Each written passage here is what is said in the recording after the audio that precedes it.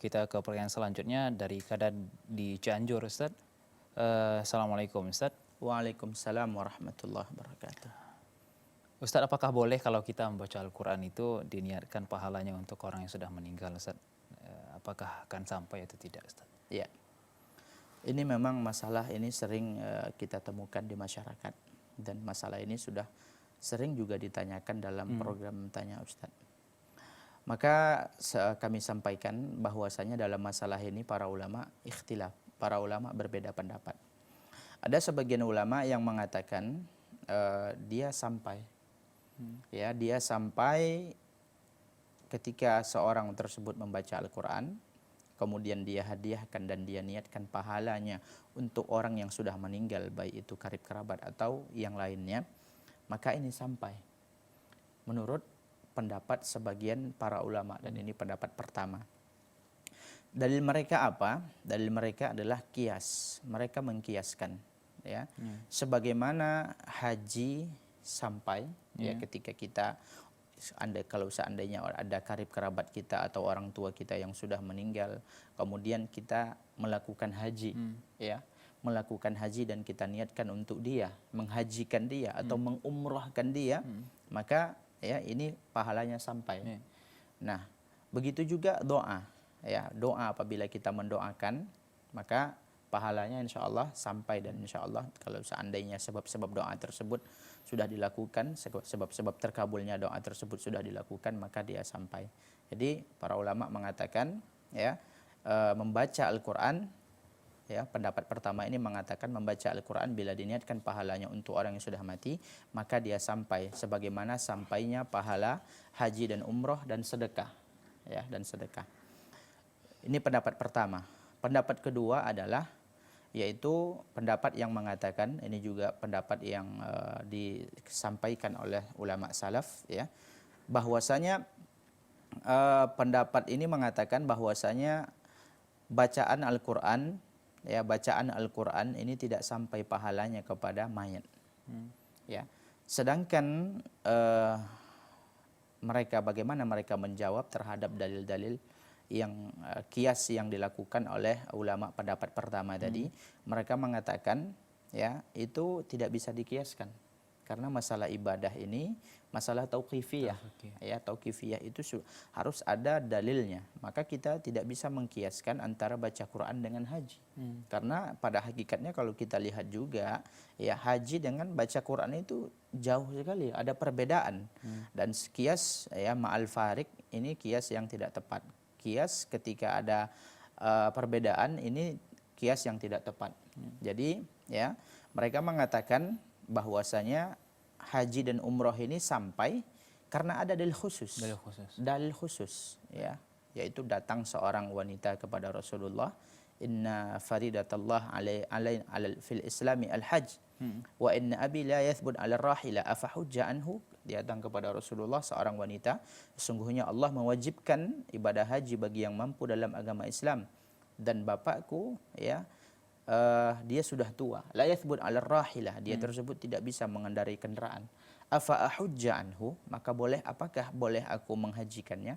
Maka Rasulullah katakan, hujji an abiki, hajikan untuk orang tuamu. Dan ini kasusnya ada dua kali, ya, sekali lagi yang datang itu laki-laki, dan Rasulullah juga mengatakan hal yang sama. Jadi haji dan umroh ini memang ada dalil khusus, ya, begitu juga doa, begitu juga dengan sedekah, ya, maka tidak bisa dikiaskan yang lain, ya. Kemudian dalil pendapat kedua ini adalah yaitu pertama firman Allah Subhanahu wa taala, wa allaisa lil insani illa ma sa'a, dan manusia tersebut tidaklah mendapatkan kecuali, ya, tidaklah mendapatkan kebaikan kecuali dari apa yang dia lakukan, ya. Imam Ibnu Katsir ketika beliau menjelaskan ayat ini, ya, beliau beliau mengatakan istanbatas Syafi'i, ya, beliau mengatakan dalam tafsirnya, tafsir Qur'anil Azim, beliau menyebutkan dari ayat ini Imam Syafi'i mengambil kesimpulan bahwasanya bacaan Al-Quran untuk mayit itu pahalanya tidak sampai kepada, ya, mayit tersebut. Bacaan Al-Quran yang dilakukan oleh orang yang hidup kemudian diniatkan untuk orang yang sudah meninggal, Ya, Ibnu Katsir menukil dari perkataan Imam Syafi'i rahimahumullah jami'an bahwasanya itu tidak sampai. Li'annahu laisa min sa'yihi, karena itu bukan dari usahanya, akan tetapi dari usaha orang lain. Ya, jadi ini bisa dilihat di kitab tafsir Quranul Azim. Kemudian dalil yang kedua adalah sabda Rasulullah sallallahu alaihi wasallam, "Idza matal insan inqata'a amaluhu illa min thalasin." Ya, apabila seorang manusia meninggal maka semua terputus amalannya kecuali 3. Ya, shadaqatun jariyah, ilmun yuntafa'u bihi, sedekah yang mengalir pahalanya, ilmu yang bermanfaat, atau doa awwalidin salih yad'u lahu, atau doa yang dilakukan oleh anak soleh baginya. Jadi semua amalan yang lain itu terputus. Termasuk bacaan Al-Qur'an. Maka dari dalil ini para ulama menyebutkan, dan ini adalah pendapat yang rajih. Pendapat yang kuat dan pendapat yang rajih menurut dalil, dan ini pendapat dikuatkan oleh Syekh Abdul Aziz bin Baz rahimahullah. Ya, beliau mengatakan pendapat yang rajih itu ya bahwasanya bacaan Al-Qur'an bagi orang yang sudah meninggal itu tidak sampai. Kemudian ya tambah lagi, ini tidak pernah dicontohkan oleh Rasulullah sallallahu alaihi wasallam. Rasulullah sallallahu alaihi wasallam tentunya memiliki keluarga. Beliau memiliki istri yang sangat dia cintai, Khadijah, ya. Kemudian beliau memiliki paman Abbas, Hamzah, dan segala macam. Tapi tak pernah Rasulullah sallallahu alaihi wasallam memberikan contoh ya, dan menyuruh sahabatnya untuk melakukan seperti ini, yaitu membaca Al-Quran kemudian diniatkan pahalanya untuk orang yang sudah meninggal. Dan ini juga tidak dikenal di kalangan sahabat Rasulullah. Lau kana khairan lasabaquna ilaih, kata para ulama kita. Kalau seandainya ini baik, maka tentu akan dicontohkan oleh Rasulullah, karena Rasulullah juga punya karib kerabat yang sudah meninggal. Kemudian kalau kita membuka pintu, ya mungkin ada yang mengatakan, ya bacaan Quran itu kan baik, dihadiahkan untuk keluarga kita. Maka kita katakan, ya solat itu lebih baik. Solat itu lebih baik dan solat itu lebih afdal, dan dia merupakan rukun Islam. Kenapa Anda tidak menghadiahkan pahala solat saja? Kenapa enggak solat? Anda solat sekian kemudian hadiahkan untuk orang tua. Kenapa tidak demikian? Kenapa baca Al-Quran? Ini menunjukkan bahwasanya kalau kita ingin mengatakan itu yang baik, solat aja.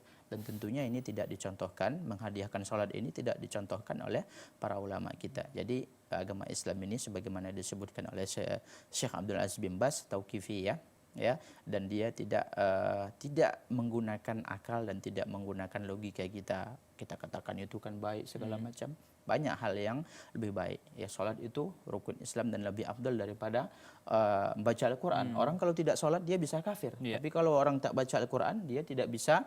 Ya, tidak ada ulama yang mengatakan dia itu jatuh kepada kekafiran. Sholat itu pahalanya lebih besar, lebih penting daripada baca Quran. Demikian, wallahu a'lam.